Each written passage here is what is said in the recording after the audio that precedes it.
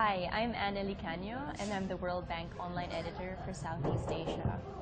Last week, people sent us questions through Facebook, Twitter, and the World Bank blog asking about jobs and education.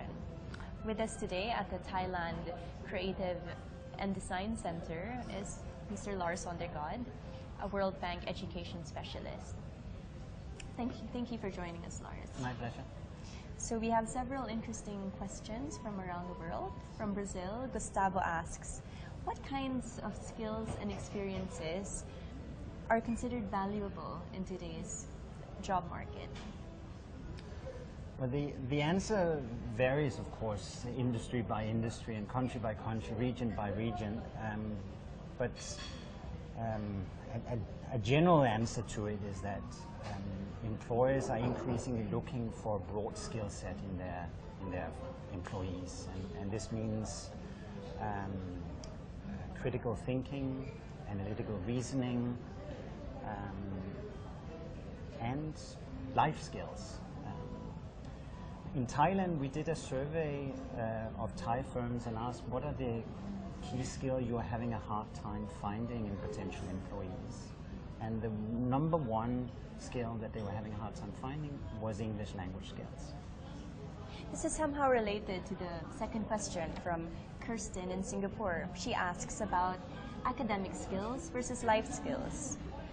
She asks, our education system is very academic-centric. How can we compete with graduates from other countries who may not come from universities that are as strong academically, but who produce graduates with skills that make them stand out? Well, I think the lesson for everyone in university is that given that firms are looking for this broad set of skills, to make sure that journey through university, you as a student take responsibility for building more than just academic skills. And so that means making sure that outside of the classroom, whether on an internship or on some campus activity, volunteering on the sports fields, with your church, you are building some of these life skills that you can then demonstrate to potential employers that you have. From China, how can graduates from non-famous universities compete with those that graduated from well-recognized schools? I like this question a lot because it points out one of the things that I think need to change in university across the world, and that is the name on your diploma matters a lot more than you being able to demonstrate that during that process of acquiring that diploma, you are now mastering a certain skill set. And how can fresh graduates who have no working experience know that the jobs they are looking for are a good fit? I think the lesson for everyone who has just graduated or about to graduate is that the workplace or work life that they are facing is a very different one than our grandparents they faced. In the sense that the first job is likely not to be the job you will stay in your entire career.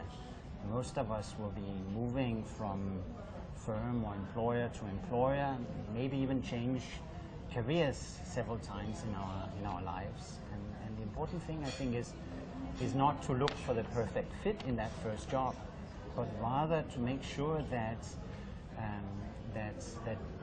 the process of graduating is not an abrupt stop to acquiring skills, but that you quickly get involved in some activity that keeps building your skill sets. We still have many questions, but unfortunately only time for one more. There has been a surge in university enrollment in some countries.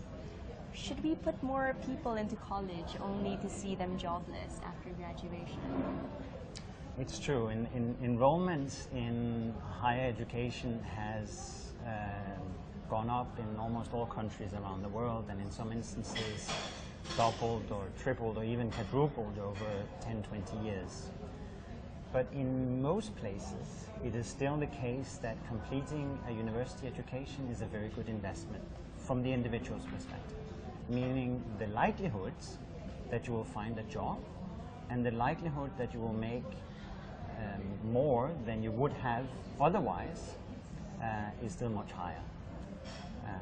Now this may not be the case forever, as more and more people they graduate. This may change, but it is still the case that completing university is a very good investment from the individual's perspective. Thank you for your insights, Lars. Lars will answer the rest of your questions through the World Bank blog. Thank you very much for watching World Bank Live.